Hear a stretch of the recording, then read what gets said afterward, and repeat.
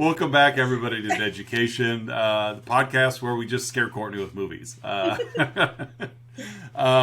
one of your hosts, Mike.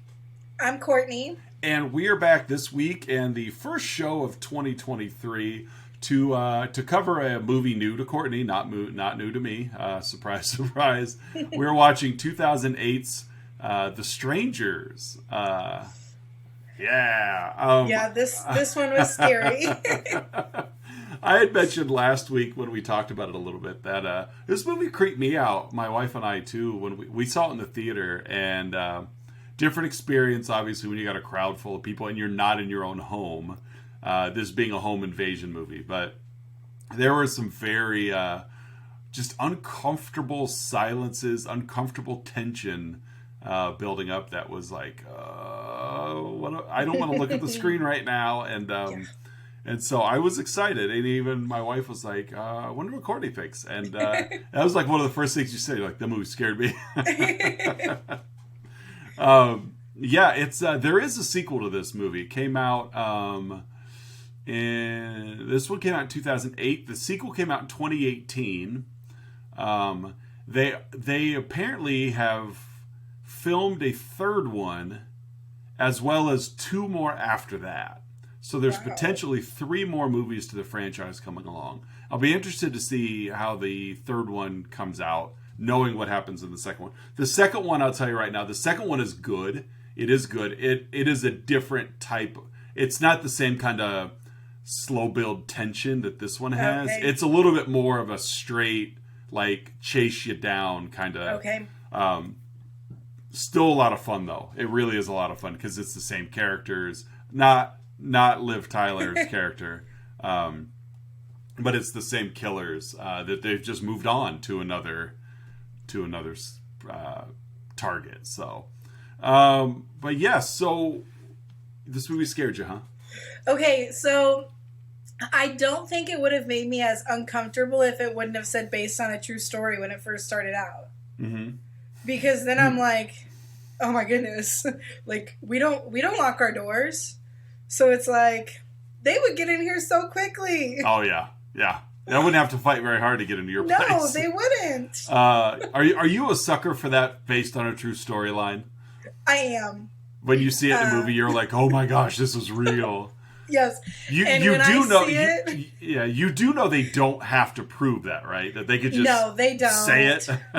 But enough. It does. I'm like, whenever I see that, I'm like, oh, this definitely happened in the town next to ours. Like, based on a true story, it's so close to me. And I just about text you when I had seen that come up across the screen, and I was like, oh, this is already scary. Because it could have, I mean, if they just based it off, like someone broke into a house and, they fluffed the rest, but it's still right. Like, well, this was inspired by an experience that the director had. The director's name is Brian Bertino, who wrote and directed this movie, and I'm reading here in Wikipedia that it was inspired by some true events that happened in his childhood. He said when he was a kid, he lived in a house on a street in the middle of nowhere, and one night when his parents were out, somebody knocked on the front door, and his little sister answered. And at the door were some people asking for somebody who didn't live there. And so then they just moved on. He goes, well, they found out later that these people were knocking on doors, and if no one was home, they broke into their house. Okay. So it was more of a theft basis. But he took the story a little more horror direction of... but it happened to him that somebody came a knocking, and they just happened to be home. So they weren't violent people. They were just thieves. And so I could see, I mean, that's still enough of a basis to be like, what if, flip that a little bit. What if they were looking for someone that was home instead of looking for people that weren't home? And that is the movie we have. Yes, in the end of the movie, it says, why did you do this? And they're like, because you were home. Because you're home. It's just a creepy, like, just terrifying. Like, because she had asked 2 or 3 times in the movie, why are you doing this? And finally, just because you're home. Like, oh, okay, freaks. Why do you think I haven't been home all morning? Like, right? I left. We've it's almost like these killers. Like we've been to your house, we've been knocking on your door all day long. We were just waiting for you to come home. So, but yeah. Anyway, this movie does take place. It's a pretty isolated setting. It takes place in a house out. I won't call it in the middle of nowhere. It kind of gives the impression it's like the end of a long street or something like that. Like, because there's street lamps and paved roads, so it's not like this tucked back in the end of a gravel road kind of feel. Yeah. It just feels like it's out on the edge of town. And we've got James and Kristen coming home. It's where James grew up. It's coming, and it still looks very 70s. So coming back to James' house from a friend's wedding, where James is clearly an idiot, and because they're in a bit of a downer, James and Kristen. There's a lot of tension going on between them, and the downer is they're at a wedding, and James decided, what better place to propose than at someone else's wedding? Don't do that, people. Like, come on. Yeah. As a former wedding photographer, I've seen it done a couple of times, and it is cringy. Very. One time it was done with the approval of the bride and groom. It was one of the groomsmen that was going to ask his girlfriend, and he had asked the bride and the groom for permission. Of course they're going to say yes, even if they don't want to, right?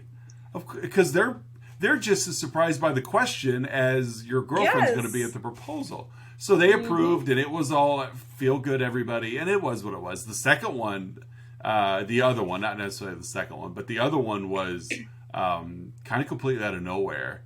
And yeah, she said yes, and the bride was livid. And the bride said leave. And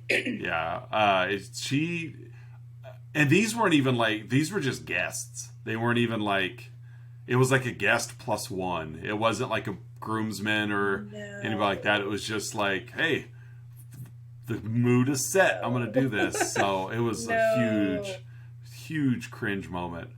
So James asked Kristen to marry him. And I know I talked about it with my wife. I don't remember if I've talked about it with you. I don't understand it. Now, I've never asked someone to marry me and been rejected. But she says no, she's just not ready. And then, like, they act as if the relationship was completely over. Yeah, because he's like, I'm leaving. Right. Like, they're done. I don't think a road trip's a good idea right now. He calls his friend Mike, hey, can you come get me? It didn't work out. I got to get out of here. And it's like, I understand you're embarrassed. But she's not like dragging him through anything. No. She just said no. She's still there. She still cares about him. It's just not right now. I never got the impression, and I've never understood in real life. And again, it hasn't happened to me, but it just feels odd that it's like, well, I just offered to give you the rest of my life, and you said not yet. Exactly. And they're like, well, that's the end. We can't recover from this one. I'm like, you guys clearly love each other. Yes. I don't know. I don't get it. I mean, it wasn't a no. It was just like you said, not yet. Yeah, I'm not ready. I'm just not ready. I'm like, that's fine. It's not like last week with Black Christmas where, where she was pregnant and wanted to abort the baby and he didn't, so he threw marriage at her. Like, that wasn't even on the table with those. Like, this was just, for all we know, Kristen may have been saying no because it's like, this is somebody else's wedding. We're not doing this. Exactly, yes.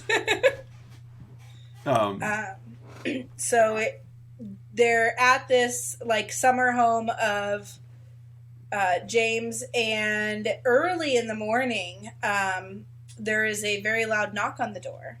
Yeah, well, they are also in the midst of recovering their relationship. Because he had roses in the bathtub. Yeah, and he was again. I completely understand the embarrassment, especially knowing what you're bringing her back to. Mm-hmm. You're bringing her back to this celebratory love palace that didn't work out.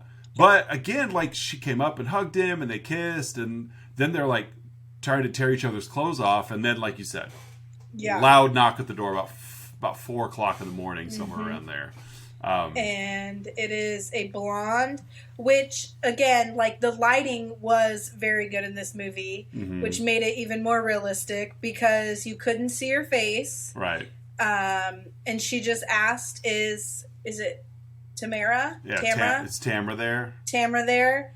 And James is like, "No, she doesn't live here." Yeah. Are you sure? Yeah. Yep. Pretty sure. Yeah, my guess is she unscrewed the light bulbs because when he stepped out on the porch after she left, he screwed the light bulb back in.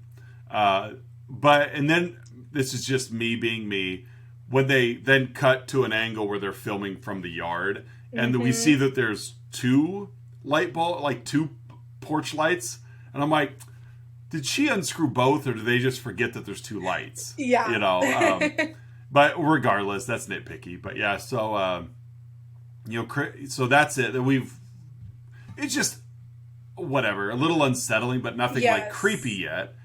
Just somebody at the wrong house. Kristen's a smoker, and she's out of cigarettes. And James cannot. Any opportunity he has to get away from her right now, despite the fact you were just tearing each other's clothes off, like, go back to that. Like, you were already in the midst of something, and then you're like, oh, I gotta get out of here. Like, it's she didn't stop you from doing that. Yeah. Instead of hooking up together, let me go get you some cigarettes. Oh, I'm gonna go. And she's like, you don't have to. You don't have to. Like, seriously, you could go back to doing what you were doing, and I bet she wouldn't want a cigarette then. At least not till you were done. Yes. And so, but again, it's a movie, and we've got to... and so he heads out to get her some cigarettes. And again, we see just from the kind of the cutaway scenes of driving, they are out there quite a ways somewhere. Yeah. Because he's like on the highway to go get her cigarettes. Where's he gonna get cigarettes at 4:00 in the morning? Yeah, I don't 7-Eleven must be open 24/7 or something. Guess. Because wherever he goes. Yeah, but he's headed out to get cigarettes, and before he goes, he starts a fire. I'll keep you warm. Well, you were about to keep her warm, and then you opted to go get cigarettes. And so this is where things start to go south. Yes, they do. Because there is another knock on the door. And this is like aggressive pounding. Yes, it is like a bang on the door. Yeah. And Kristen doesn't open it. She doesn't, she kind of walks over and she asks who it is. And it's the same girl who we would assume because we don't see her, but it's just like, is Tamara there? Right. And Kristen's like, no, and you already came by, and she locked the door. And I remember the girl saying, she said something like, oh, did I? No, she goes, are you sure? Yes, are you sure? She basically just repeated everything she said the first time she left.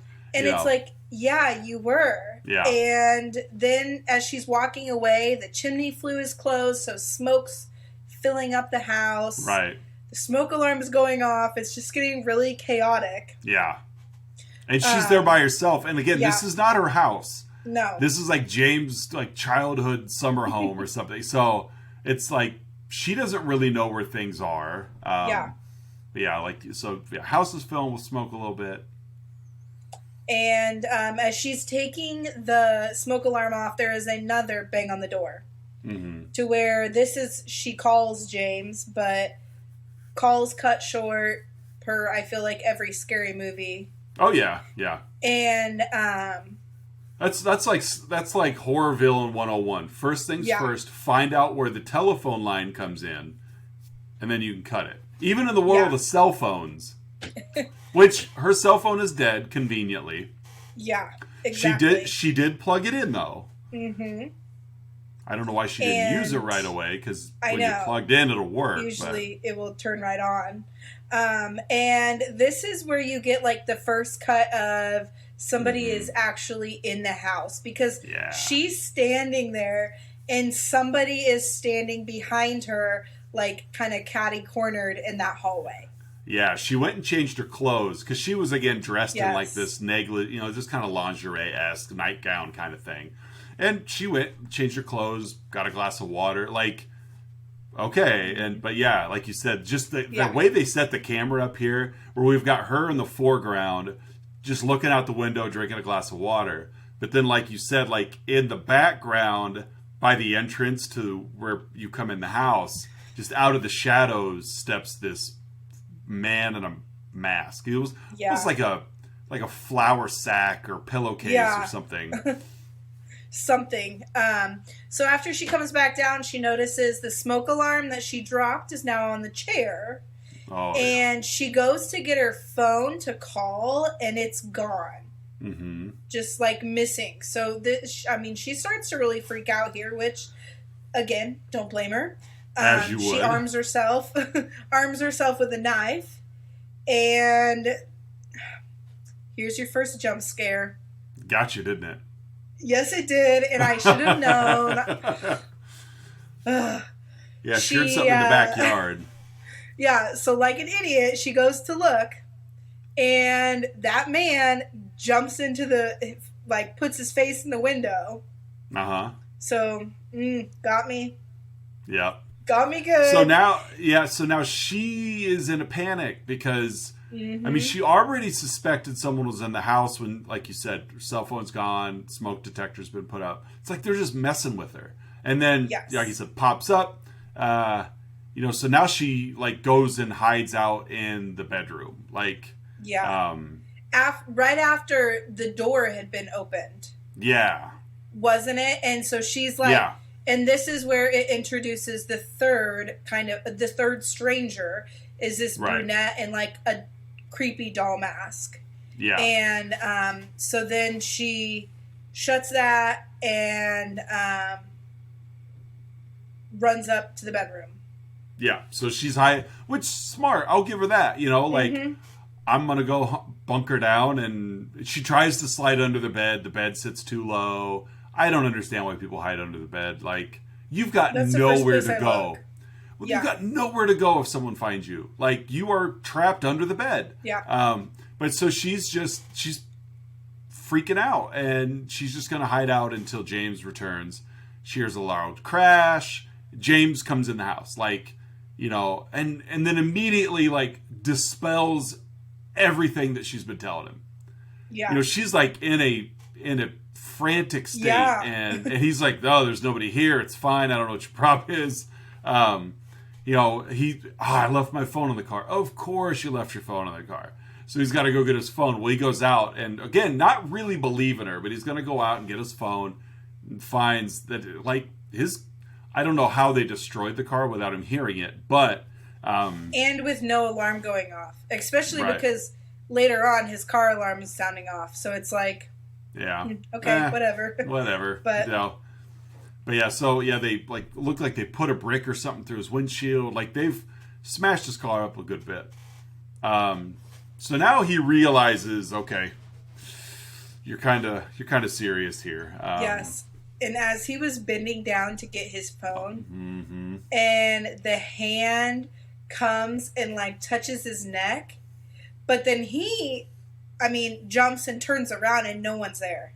I know that you got to let some things go, I suppose. That was one where I was like, okay, how'd she get that far away? Because now she's like a mile away. Yeah, it would have standing there watching. It would have made sense, I guess. Like, and we didn't necessarily have to see her, but maybe she just did it and then ducked down next to the car real quick. Because he did. He jumped into the passenger seat, turned around. May not have been able to see her crouching down, but again, just playing with him though.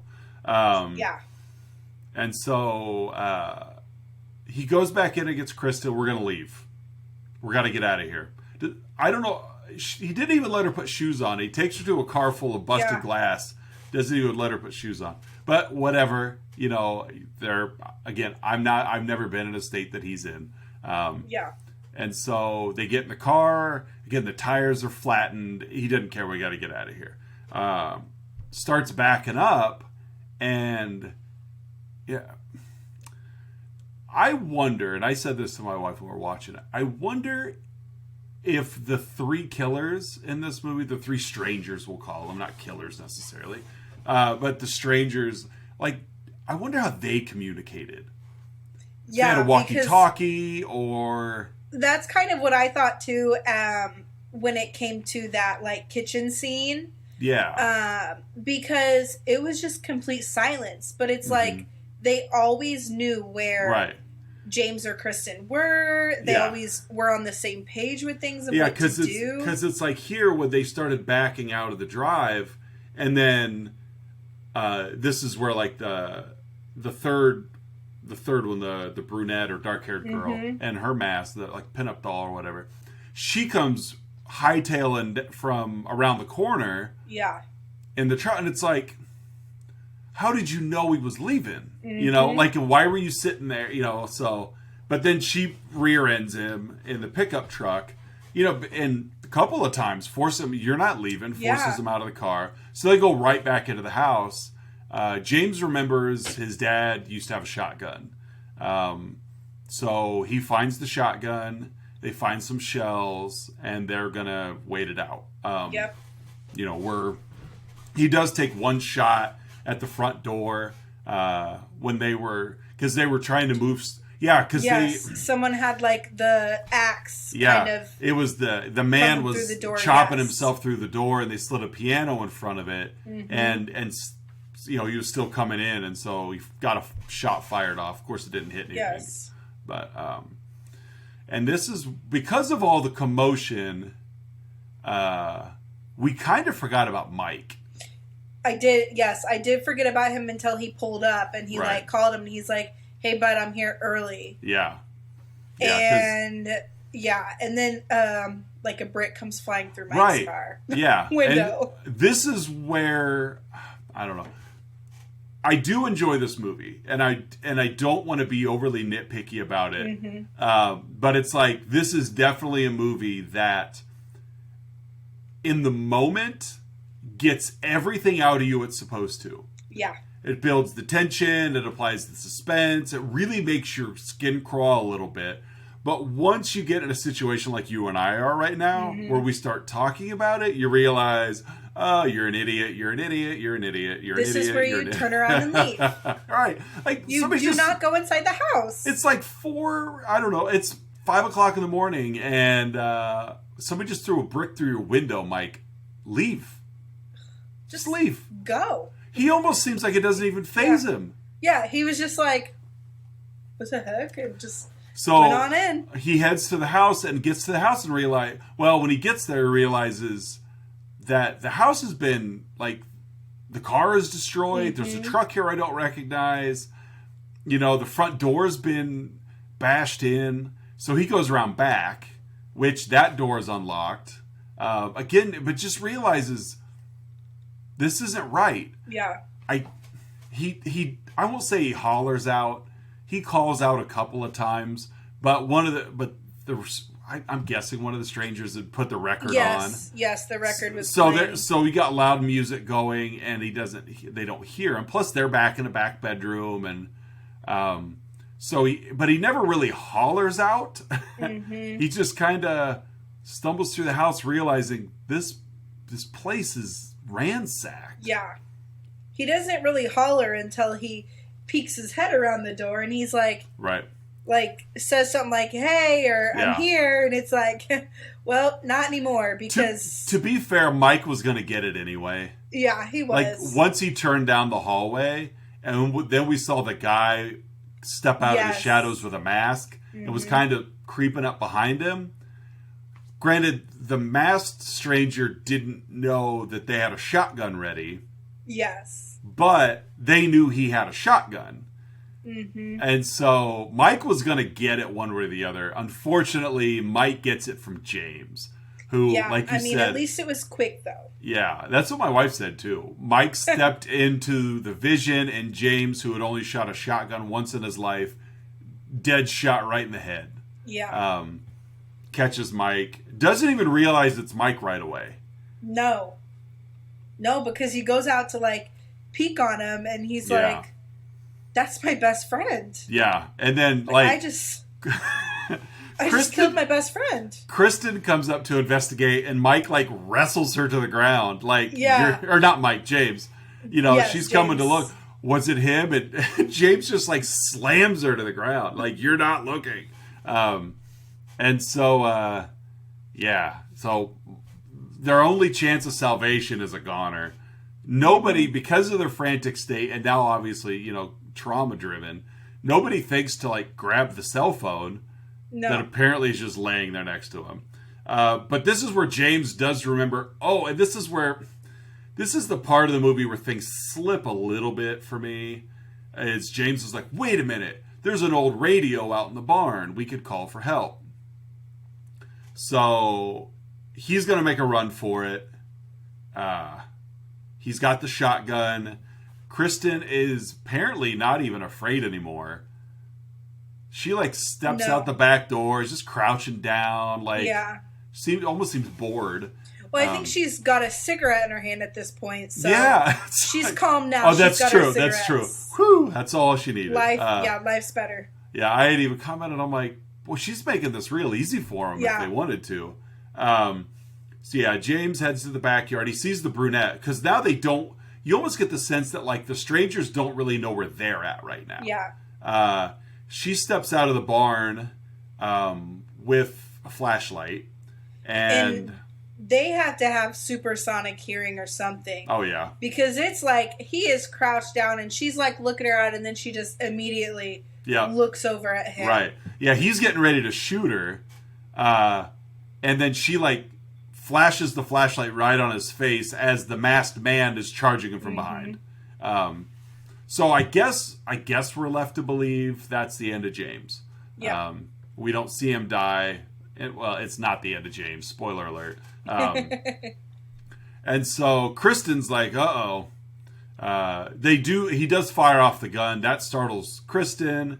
So she takes off towards the barn. Yes. Like, and I never live. Where I live is slightly outside of town. You know that. Did you live outside? I don't know where you lived before where you live now. Yes, my parents live about 10 miles outside. Okay. We live in the country. Okay. Do you have a ditch going through the middle of your backyard? We do across the road. Yeah. Well, yeah. I mean, by a road makes sense. But like right behind our cornfield, there is like a big ravine there, but you never go running through it like she did. Yeah. This backyard has a ditch like in the middle of the yard. Yeah. She takes off running full sprint for the barn and then tumbles into a ditch in the middle of the yard. I don't know. Whatever. But plot point. But she does continue off to the barn. I think at this point they're still messing with her. Because she's not being quiet. No. She's literally crawling. There's only one of them they have to find. I think they're just messing with her. Yeah, this is like a little cat and mouse game now. So she gets to the barn, she finds the radio. You know, she has no idea how to use it, but is also at the same time really skilled. Because someone's talking and she's like, the minute that she talks back, here comes the brunette. Question for you. Do you partake in your hobbies at 5 o'clock in the morning? No. Okay. Because I don't know how old ham radios work, but somebody is on the other end at about 5 o'clock in the morning. So maybe, I don't know. I just don't know how they work. I don't know if you can just hit any radio signal with them. I don't know. Yeah, I don't either. But yeah, she does make connection with somebody. I don't know. Again, never had a ham radio. Maybe you can whisper into them and it comes out full volume on the other end because she's just whispering into the microphone. If you and I whispered into the microphone for this podcast, it would be very difficult for our listener or two to hear. We have more than that. But yeah, it's a little, I don't know. But long story short, pinup girl knows where she's at and slaps an axe against the ham radio. Like, that's really all she did. Was she didn't you didn't see the axe like go into the radio. Mm-mm. It just kind of hits the radio and sparks fly everywhere. More so just like scares Kristen away to where she is now taken by the man in the mask. Yeah. And go ahead. It's now the next morning. Not yet, because she does get back to the house. Oh, yes, she does get back to the house. Yes. Yeah, she gets back to the house. And yeah, how did I forget about this whole part? I don't know. This is pretty tense, though, even though we kind of saw it coming. But yeah, she goes back into the house, and she hides in the pantry. She hides in a pantry with the largest distance between the slats ever.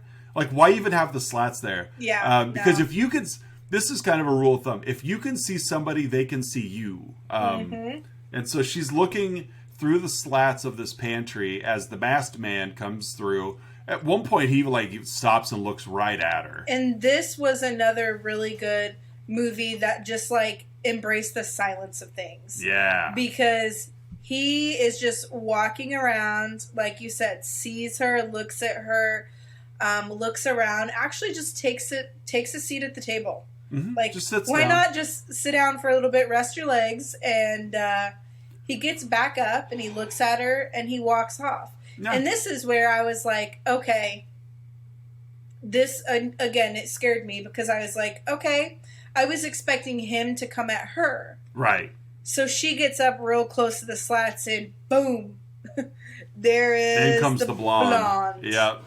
And she doesn't even attack her. No. She just backs up and she finds the ring on the table and she just kind of looks at it. At this point, Kristen steps out of the pantry. Like, she knows, you know where I'm at. Yeah. So she steps out. The blonde picks up the knife and just kind of toys with it. Yeah. Kristen tries to find a spatula or something to attack her with. And then the masked man, this is where he he gets her, yes. He gets her. And now it's morning. Yeah. They bring James in too. Mm-hmm. And he's alive. Yeah, we see him bring James back in, and he's in rough shape, and then, like you said, it cuts to morning, which could be just a couple hours later. We don't know. Yeah, exactly. Which, did you notice? You probably did, but they changed her clothes. Yes, yeah, they changed her back into, because she's got that slippy dress on. Right. Yeah, they changed, and they put the ring on her finger too. Yes. They changed her back into what she was wearing when they started the night. He was in his tux the whole time. Yes. But they changed her. You're right, they did. And they're just standing there staring at the two of them have basically passed out. They tied them up. They're sitting on the couch. And when they wake up is kind of when we join the party again. Yeah. And they're just standing there staring at him. And, and Kristen just keeps whispering to him, like, why, like you said, like you mentioned earlier. Why are you doing this? Why are you doing this to us? Because you were home. Yeah. And then they do what to me is one of the scariest things of the movie, and it's really sublime, is they take their masks off. Yeah, which I wish we could have seen their faces here. Like, I was waiting to see their faces. Yeah, I think that was the point. Yes, and it's like the camera was just always too short. Just a little. Yeah, you'd get a glimpse of a side or something like that. But yeah, they take their masks off, which James and Kristen realize real quick has sealed their fate. Yes. Because up to this point, they didn't know what these people look like. Well, now they do, so there's no way they can leave them alive. And they don't. They stab James to death. Yes. They stab Kristen to unconsciousness. Yeah, I mean they stab her. I think they're playing with James is we're going to kill James and we're just going to let Kristen bleed out. Yep. I think that was the plan. And so, I mean, even Kristen tries to get away. She kind of crawls herself over to Mike. She sees the cell phone, and they just drag her back.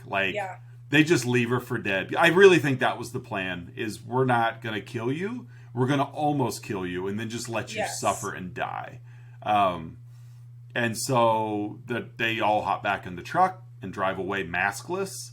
Come across a couple of young boys, ironically passing out. walking their bicycles, which I've never... Yeah. Ride your bikes, kids. They're walking their bicycles at early morning pamphlet delivery. Yep, passing out those religious papers. Yeah, and the blonde gets out and just, can I have one of those? And he's like, do you sin? Well, sometimes. And, he gets one, get back in. And you catch a little glimpse of the man in the rearview mirror. The brunette gets out to smoke a cigarette. You see a little side shot of her, but nothing that you can make out facial features. And the brunette, when everybody gets back in, the brunette says, "It'll be easier next time." Gives you the feel this is the first time they've done it. Yeah. But they enjoyed it and are going to do it some more. Mm-hmm. The boys come across the house. The movie could have ended there. I would have been fine with the movie ending right there, but we have to have one last jump scare. The boys come across the house. They come in. They don't run immediately. Again, because that another dumb choice made by them.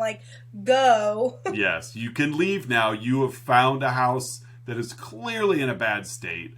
But again, the house couldn't have been too far out if these boys are riding their bikes to it. And so, the one boy comes up and for some reason decides to reach... they didn't check on James, but he's going to reach down and check on Kristen. Well, she wakes up and grabs him and screams, and cut to the end of the movie. Mm-hmm. This was an uncomfortable movie when it came out. It was very uncomfortable because, I started it in the car, and then I finished it in the evening, and like I told you before, I woke up early this morning and had a pee, but I was like, I don't want to walk down the hallway of my own house. I felt like that 12-year-old kid again that was scared of everything. I love it. And I was just oh my goodness. I love it. So it definitely hit you in all this. Like you said earlier, it got every emotion out of you. That's good. I was hoping it would, because it's a fairly quick movie, and really once he gets back from getting cigarettes, you almost feel everything's in real time. Yeah. There's not a lot of cuts to this, that, or whatever. Mm-hmm. It's a lot of just this is how the next hour unfolded for these people until of course they're woken up in the morning. But no, I'm glad that it scared you. I guess I don't think we've watched anything yet where you've been like, that movie scared me. So no. Good. Yay. Let's grade this thing. It's first grade of the year. We got a clean slate. Yes. What grade do you give The Strangers? I'm gonna give this one an A. I mean, it hit everything. Like we've talked about, which I have started to get pickier with. The lighting was good because it's it was dark outside. All you could see was a flashlight shining around a little bit from the street lamps. It hit everything. Good. I liked. Good. I liked the scariness of it. I'm gonna give it. I think I'm gonna give it a B plus. Because it's a biggest impact watching it your first time. Yes. It's still a good movie after you watch it. Watching it again and again and again. This isn't just the second time I've seen it. So it doesn't pack the same punch on repeat viewings. And so there's really no storyline to it. Right. And so to watch it again, you've got to want to watch it again. It's not, and there's just enough weird decision making in it that the first time I didn't pay much attention to, but after seeing it a handful of times, and it's you guys, seriously, you had her underwear off and then went to go get cigarettes. The boys walking their bikes and then not fleeing this house as soon as they realized something was wrong. And, enough of those, weird decisions. It doesn't detract from the effectiveness the first time you watch it. Yes. But by the fourth or fifth time, you're you start paying attention to those things. Yeah. But B plus is still a solid grade. And so, I would venture to say that on repeat viewings, it loses its luster a little. Yes. But it's still a fun, You put enough distance between seeing it, because we watched it last night. There were a few times my wife's like, I don't remember that. I don't remember that. And so there was enough, like, I don't remember how this scene plays out. So you build the suspense back up a little bit more. So fair enough. All right. What lesson would you give from this movie? Little tough one. It is. But I guess, so this, I could not relate to this movie, but I kind of could, saying that when I was in high school, I remember it was a snow day. Somebody knocked on the front door of my parents' house. And like I said, like, we lived, I don't want to say in the middle of nowhere, but I mean, a couple miles off of the main road, 10 miles out of town. Okay. And someone had knocked on the door, and me, just, you know, willy-nilly high school student, opened it up. Hi, can I help you? Not a good choice. I mean, They did not try and, like, force themselves in. They were looking for a place to hunt. Oh, got it. I was just like, sorry, can't help you. But it's just like one of those things. I would say if you are old enough to be left home alone, please be smart about things. Mm-hmm. Because this stuff, I mean, especially with the new laws that have been passed, this stuff's real now. Yeah, unfortunately so. Yes. And especially in the midst of the increase of, like, human trafficking, and, you know, it may not, being home alone may not lead to a scenario like this one, but it could lead to some other negative reaction. So do not just answer the door. Right. Don't answer the door if it's a stranger, please. Fair enough. I think the lesson I would take is a little bit more global based. Is more directed at kids, but even adults too. Like, I guess, like, learn to read the room a little bit. At the very beginning of the movie, when James is going to propose to Kristen at someone else's wedding, like, that is, like, pay attention to your surroundings and understand when is a good time to do the things you're going to do. I personally am a fairly laid back teacher. I enjoy a nice, calm, relaxing sense of humor approach to my teaching, etc. But there's times when I've had students mistime things, you know, where they want to joke and the time is not right. And, you know, just pay attention to the pulse of the situation and try your best to read the room. Because making a decision based on how you think it should pan out instead of how it may actually pan out can make a huge difference. And don't propose at other people's weddings. It's just, there's a time and place for certain things, and paying attention to the situation you're in could definitely help in making the right decision. But I think yours was a much more safety first approach. Yes. Mine was just to try not to be an idiot if you can avoid it. So, all right. Well, because we're done with December. We're back into the wide world of horror. Do you have anything that you would like to watch, or do we want to shuffle? Let's shuffle. All right. I am currently looking at 915 horror films, and I'm going to hit shuffle. And okay, I'm going to insist. We're going to watch this one, but we're going to watch the first one first. Okay. Unlike Friday the 13th, where we jumped in on part 6 and it was perfectly fine. Next week we are going to watch, and again, it's important that we watch you would be lost if we watched part 2 first. Okay. For next week, we're going to watch 2014 movie called Creep. Okay. Called Creep. I will give you the synopsis of the movie. When a videographer answers an advertisement of the website Craigslist for a one-day job in a remote mountain town to video the last message of a dying man, the job takes a strange turn when the last message gets darker and darker. The videographer continues to see the job through, but when it's time to leave, He's unable to find his keys, and when he receives a strange phone call, he finds his client is not all that he initially seemed to be. Okay. There are only 2 actors in this movie, and the voice of a third. And 90% of the critics gave it a positive review on Rotten Tomatoes, and the director of the movie is also one of the stars of the movie. Okay. I have seen this movie a couple of times.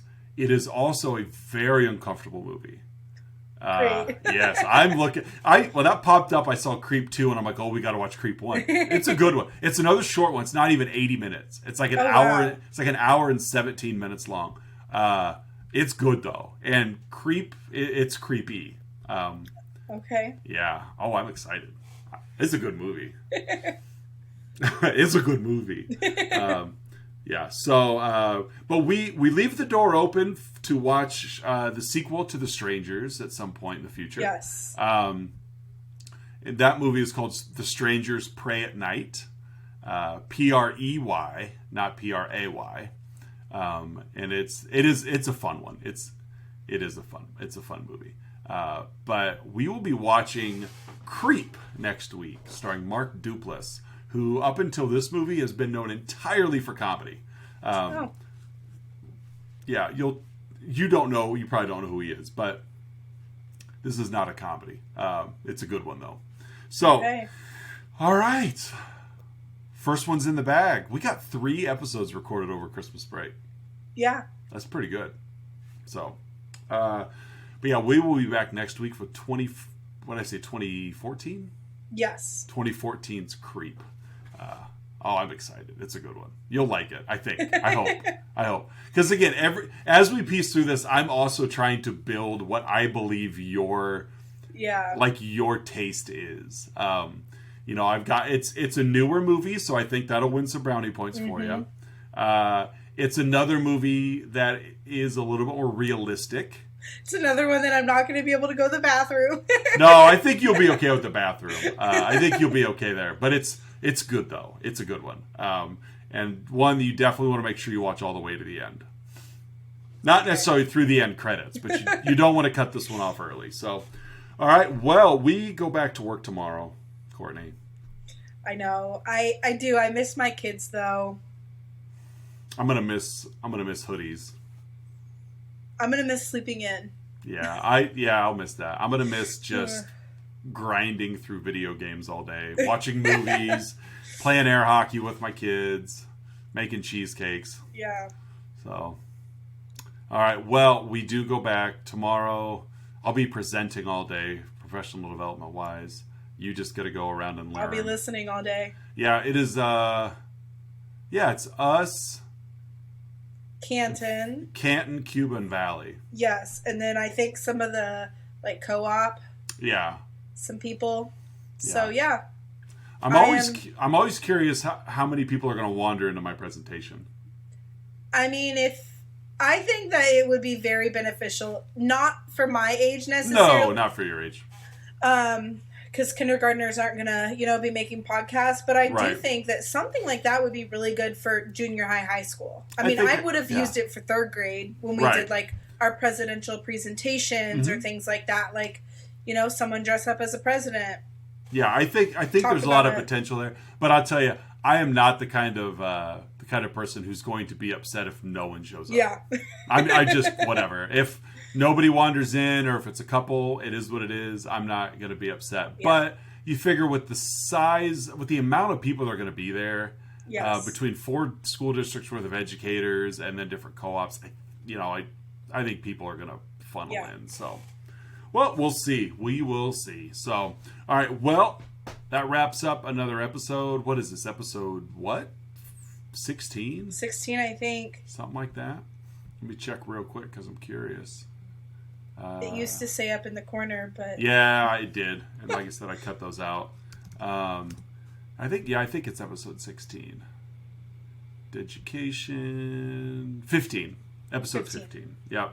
Episode 15. Next week, episode 16 will be Creep. We will be back to talk about that. Until then, enjoy 2023. Make the best of it. If you have a resolution, stick to it. If you don't, no big deal. But just go out and make this a happy year for yourself.